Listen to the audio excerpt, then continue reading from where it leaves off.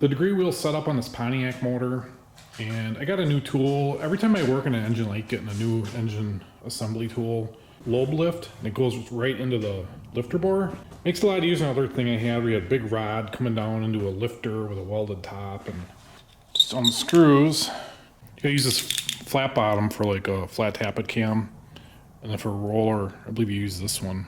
I had already had this bridge fixture, and then you just put it in the center where the wrist pin is. We're just gonna be looking at the cam timing events of 50 thousandths. Look at intake, opening and closing, exhaust, opening and closing, and then maybe the max lift. I already know this cam is on because I've done this once before with it in that other engine. I just use this indicator to find top dead center.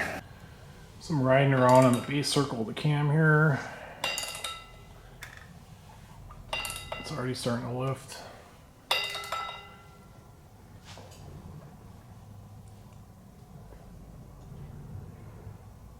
That's about 50 there. We're looking for 1 degree before top dead center, and it's like right at top dead center. So now we're gonna go to max lift.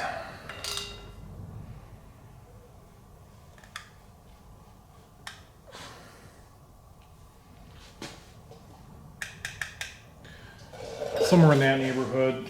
The cam card's saying at 107 degrees. It's about what it is. Then we're gonna keep going. Coming on the down ramp here.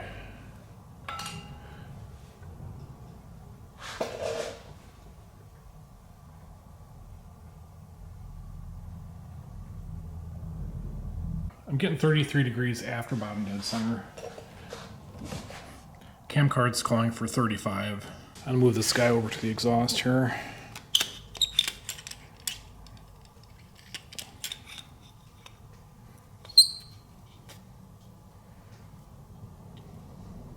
It's like about 50 degrees before bottom dead center. Cam card calls for 51. So the closing event looks like it's at 3 degrees before top dead center, and that one's right in the money. Everything's less than 2 degrees, so I'm just gonna leave it alone. Previously in the past, we've taken lifters, welded them up, you put them in there, and then you got all this contraption with a magnetic base and all that stuff can move. To eliminate all that inconsistency or just hassle of setting up a magnetic base, this thing has an expander in here. You don't even use a lifter. It drops down in there, and as you tighten this up, it locks in there. They got different tips for a flat tappet cam or the roller cam.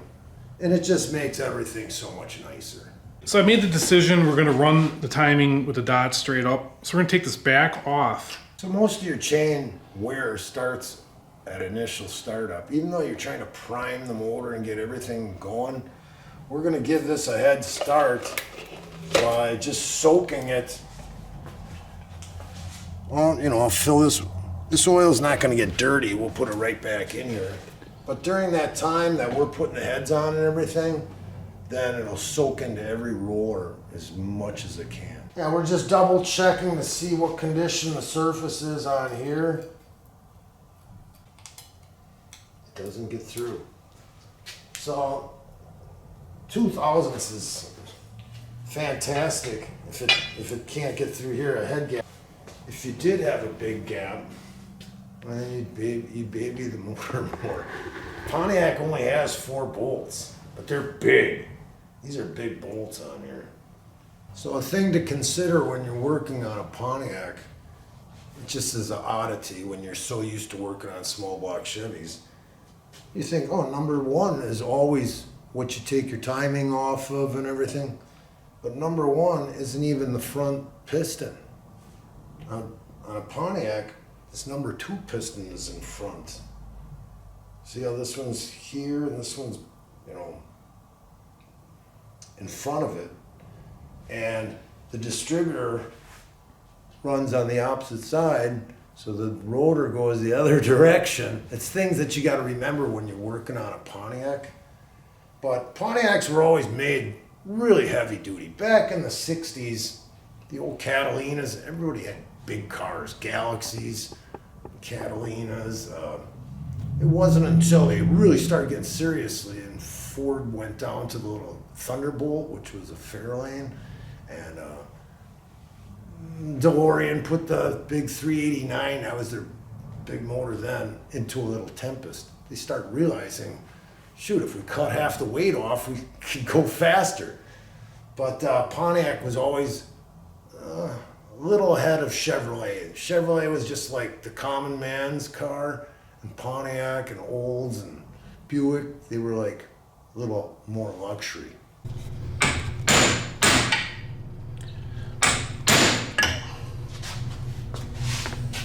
This one's got like a rubbery coating on it. I don't like that, but we'll try to send it.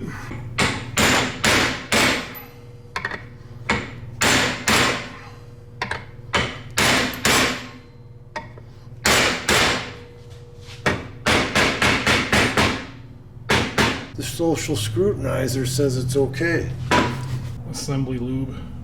It's getting primed anyway. I think it'd be fine.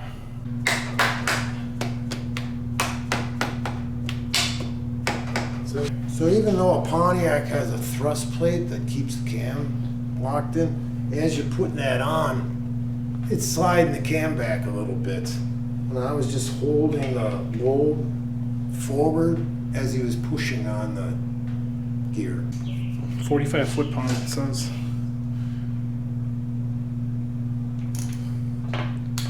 Dowel pins that are supposed to center it, but we're gonna get silicone on here, put the gasket on it, then get all the bolts ready, starting to thread. I'm gonna slide that on there so it centers this up, and then we'll torque them down.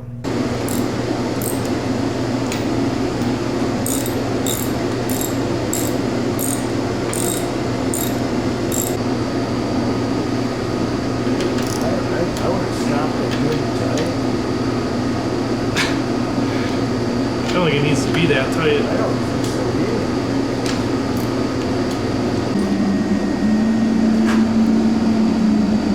Wow, nice cut. It's better than a piston-fired air compressor, though. Oh, yeah. Mine is so sickening. I got an air compressor that's this piston, and it's only one, Campbell Housefield type, and it's running, and then you're always draining the water out of it, and then you're in the middle of something else, and it's spitting out water, or else you're doing a DA long enough, water's coming out. Your hand's freezing cold on the thing, and it's spitting water out because I don't have any separator. See if it even fits.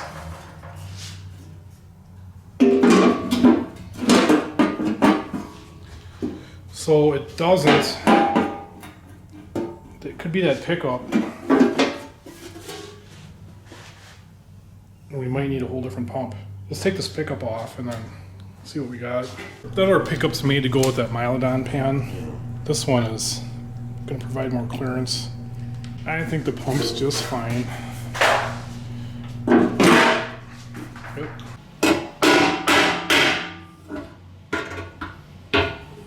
We'll use the aluminum. It fits a lot flatter now.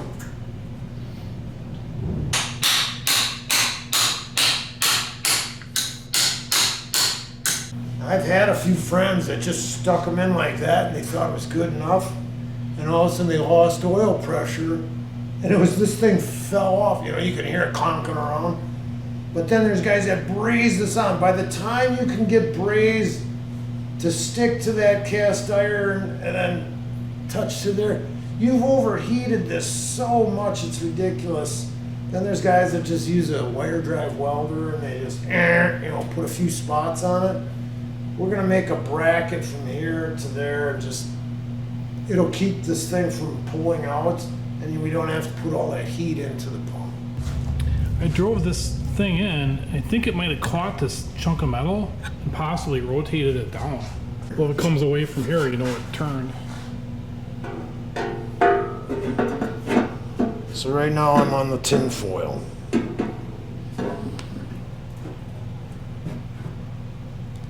Now Now the pan's touching flat.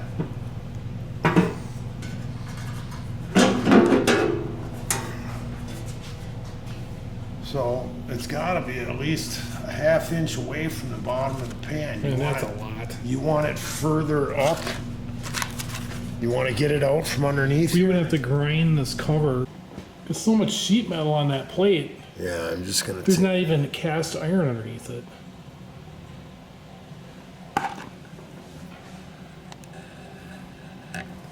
Yeah, this does look rough. Doesn't feel bad. I think this pump has a little bit taller gears in it.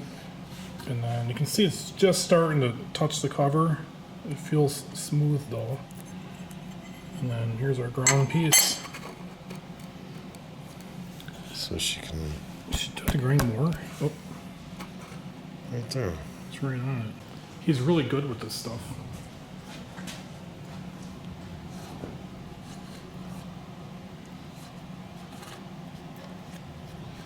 Are you gonna just drop the oil as soon as you run it for a short time?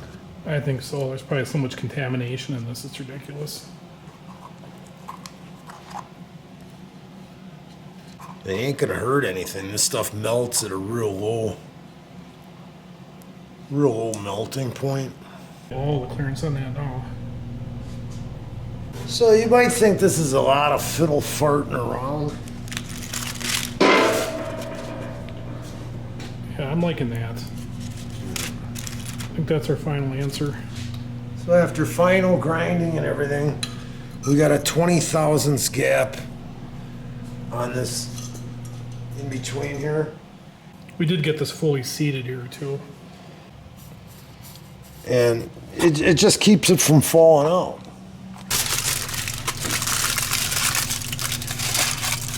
Don't think that's going anywhere.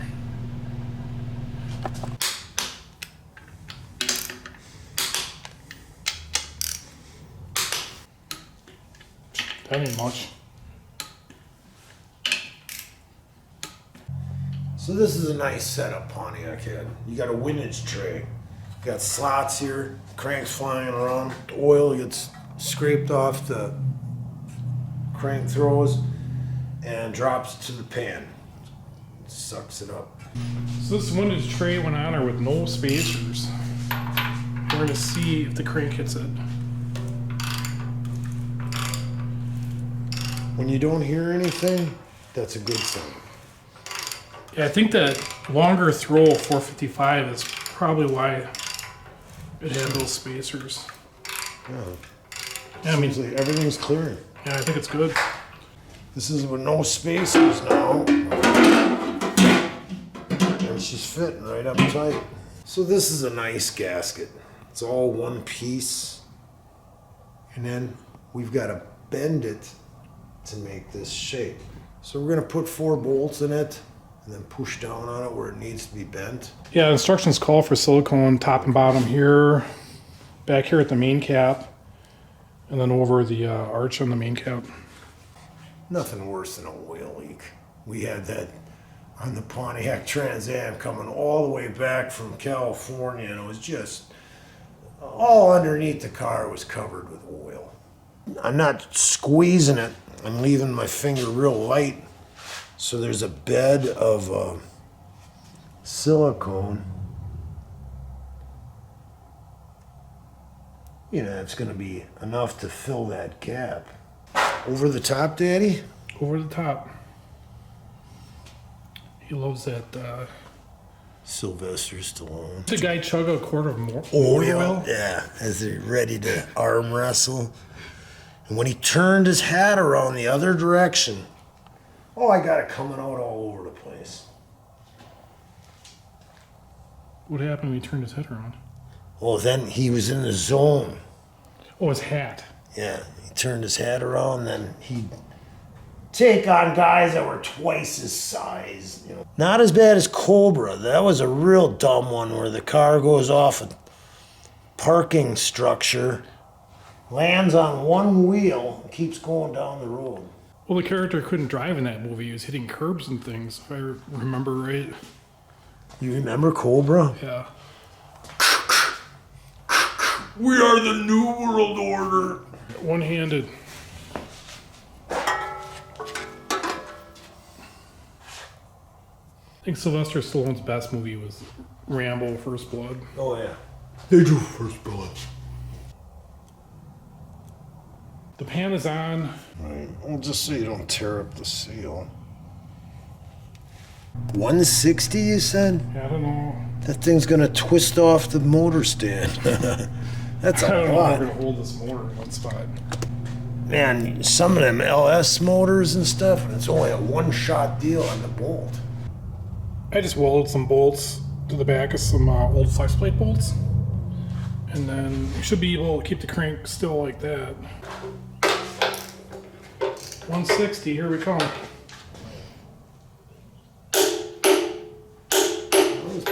Wasn't too bad. You can see we just had to get something to keep the motor from turning. So we ran this piston up top dead center, zeroed it, and then our mark. It's really close. It's nice to have the 90. Yeah, I think that's a Pioneer tamper, if I remember. When you order head gaskets, make sure you get two, not just one. I thought they came in a pair. Apparently not.